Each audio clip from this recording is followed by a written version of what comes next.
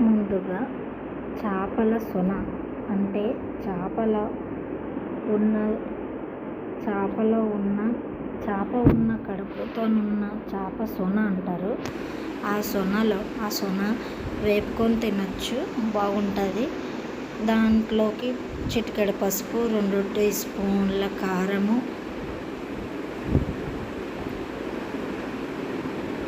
2 అల్లం వెల్లుల్లి, ఉప్పు,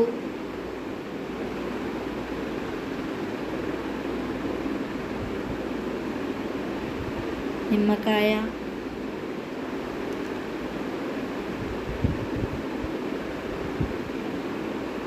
నూనె వేసుకొని బాగా కలుపుకొని ఒక 10 నిమిషాలు ఆగిన తర్వాత 10 నిమిషాలు ఆగాలండి. 10 నిమిషాలు అలా నానబెట్టుకోవాలండి. నానబెట్టుకున్న తర్వాత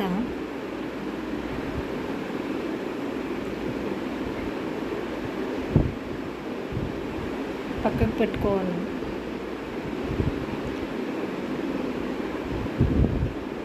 పక్కకు పెట్టుకున్న తర్వాత ముందుగా నేను ఫిష్ వేపిన నూనెలోనే, ఆ నూనె బాగా వేడిగానే ఉంటుంది కాబట్టి ఆ నూనెలోనే ఈ శన వేసాను. వేయగానే అవి చిటాపట అంటాయంటే జాగ్రత్తగా దూరం నుంచి వేయండి. వేసాక 5-10 నిమిషాలు అయినాక అది అంతా కొంచెం ఉడికిపోతుందండి. కొంచెం దగ్గర వరకు అంటే ఉడికిపోయి దగ్గర వరకు ఉంటుందండి. దాంట్లో ఉన్న పచ్చి వాసన మొత్తం పోతుందండి.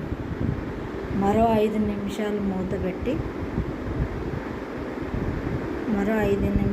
పెట్టిన తర్వాత తీసిన తర్వాత తిప్పుకొని ఒక ప్లేట్లోకి తీసుకొని చేప సొన ఒక ప్లేట్లోకి